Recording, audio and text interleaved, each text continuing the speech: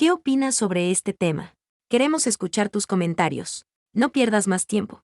Ingresa a micomunidad.com y conoce nuevos amigos de tu misma fe. Suscríbete y comienza a ser parte ya de nuestra comunidad. Micomunidad.com, resumen del libro de Segunda de Samuel.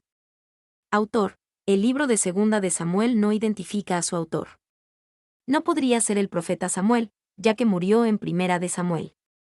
Los posibles escritores incluyen a Natán y Gad. Ver Primera de Crónicas capítulo 29 versículo 29. Fecha de escritura. Originalmente, los libros de Primera y Segunda de Samuel eran un solo libro. Los traductores de la Septuaginta los separaron y desde entonces hemos mantenido esa separación. Los eventos de Primera de Samuel abarcan aproximadamente 100 años, desde circa 1100 a.C. a circa 1000 a.C. Los eventos de Segunda de Samuel cubren otros 40 años. La fecha de escritura, entonces, sería en algún momento posterior al 960 a.C. Propósito de la escritura. Segunda de Samuel es el registro del reinado del rey David. Este libro coloca el pacto davídico en su contexto histórico. Versos clave. Segunda de Samuel capítulo 7 versículo 16. Y será afirmada tu casa y tu reino para siempre delante de tu rostro, y tu trono será estable eternamente. Segunda de Samuel capítulo 19 versículo 4. Mas el rey, cubierto el rostro, clamaba en alta voz: Hijo mío Absalón, Absalón, hijo mío, hijo mío. Segunda de Samuel capítulo 22 versículos 2 al 4. Jehová es mi roca y mi fortaleza, y mi libertador, Dios mío, fortaleza mía, en él confiaré, mi escudo, y el fuerte de mi salvación, mi alto refugio, Salvador mío, de violencia me libraste. Invocaré a Jehová, quien es digno de ser alabado, y seré salvo de mis enemigos. Breve resumen. El libro de Segunda de Samuel se puede dividir en dos secciones principales: los triunfos de David, capítulos 1 al 10, y los problemas de David, capítulos 11 al 20. La última parte del libro, capítulos 21 al 24, es un apéndice no cronológico que contiene más detalles del reinado de David. El libro comienza con David recibiendo la noticia de la muerte de Saúl y sus hijos. Proclama un tiempo de luto. Poco después, David es coronado rey de Judá, mientras que Is-Boset, uno de los hijos sobrevivientes de Saúl, es coronado rey de Israel, capítulo 2. Sigue la guerra civil, pero Is-Boset es asesinado, y los israelitas le piden a David que también reine sobre ellos, capítulos 4 y 5. David traslada la capital del país de Hebrón a Jerusalén y luego traslada el Arca de la Alianza, capítulos 5 y 6. El plan de David de construir un templo en Jerusalén es vetado por Dios, quien luego le promete a David las siguientes cosas. 1. David tendría un hijo que gobernaría después de él. 2. El hijo de David construiría el templo. 3. El trono ocupado por el linaje de David sería establecido para siempre.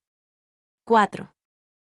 Dios nunca quitaría su misericordia de la casa de David. Segunda de Samuel capítulo 7 versículos 4 al 16. David lleva a Israel a la victoria sobre muchas de las naciones enemigas que los rodeaban.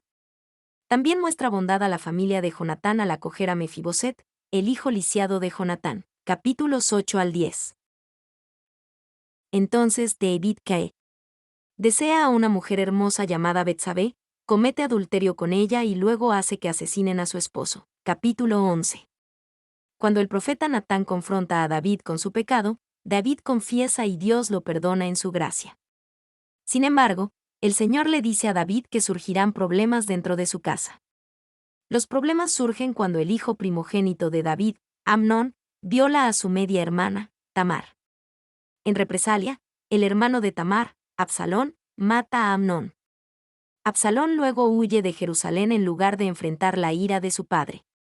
Más tarde, Absalón lidera una revuelta contra David, y algunos de los antiguos socios de David se unen a la rebelión, capítulos 15 y 16. David es expulsado de Jerusalén y Absalón se establece como rey por un corto tiempo.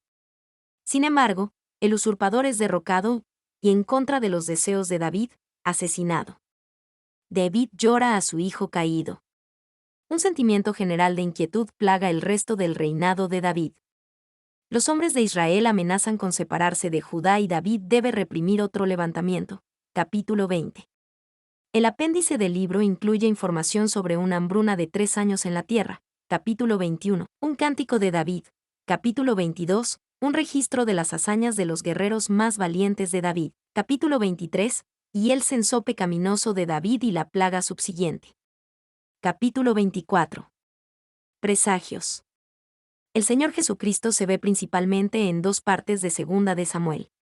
Primero, el pacto davídico como se describe en Segunda de Samuel capítulo 7 versículo 16. Y será afirmada tu casa y tu reino para siempre delante de tu rostro, y tu trono será estable eternamente. Y reiterado en Lucas capítulo 1 versículos 31 al 33 con las palabras del ángel que se apareció a María para anunciarle el nacimiento de Jesús. Este será grande, y será llamado Hijo del Altísimo. Y el Señor Dios le dará el trono de David su padre, y reinará sobre la casa de Jacob para siempre, y su reino no tendrá fin. Cristo es el cumplimiento del pacto davídico. Él es el Hijo de Dios en la línea de David que reinará para siempre. Segundo, se ve a Jesús en el cántico de David al final de su vida. Segunda de Samuel capítulo 22 versículos 2 al 51. Canta a su roca, fortaleza y libertador, a su refugio y salvador. Jesús es nuestra roca. Primera de Corintios capítulo 10 versículo 4. Primera de Pedro capítulo 2 versículos 7 al 9, el libertador de Israel. Romanos capítulo 11 versículos 25 al 27, la fortaleza a la cual hemos acudido para asirnos de la esperanza puesta delante de nosotros. Hebreos capítulo 6 versículo 18, y nuestro único Salvador, Lucas capítulo 2 versículo 11. Segunda de Timoteo capítulo 1 versículo 10. Aplicación práctica. Cualquiera puede caer. Incluso un hombre como David, que verdaderamente deseaba seguir a Dios y que fue ricamente bendecido por Dios, era susceptible a la tentación. El pecado de David con Betsabé debe ser una advertencia para todos nosotros para cuidar nuestros corazones, nuestros ojos y nuestras mentes. El orgullo por nuestra madurez espiritual y nuestra capacidad para resistir la tentación con nuestras fuerzas es el primer paso hacia la caída. Primera de Corintios capítulo 10 versículo 12. Dios es misericordioso para perdonar incluso los pecados más atroces cuando nos arrepentimos verdaderamente. Sin embargo, curar la herida causada por el pecado no siempre borra la cicatriz. El pecado tiene consecuencias naturales, e incluso después de haber sido perdonado, David cosechó lo que había sembrado. Su hijo de la unión ilícita con la esposa de otro hombre le fue arrebatado. Segunda de Samuel capítulo 12 versículos 14 al 24. Y David sufrió la miseria de una ruptura en su relación amorosa con su Padre Celestial. Salmos 32 y 51. Cuanto mejor evitar el pecado en primer lugar, en lugar de tener que buscar el perdón más tarde. ¿Qué opinas sobre este tema? Queremos escuchar tus comentarios. No pierdas más tiempo. Ingresa a micomunidad.com y conoce nuevos amigos de tu misma fe. Suscríbete y comienza a ser parte ya de nuestra comunidad.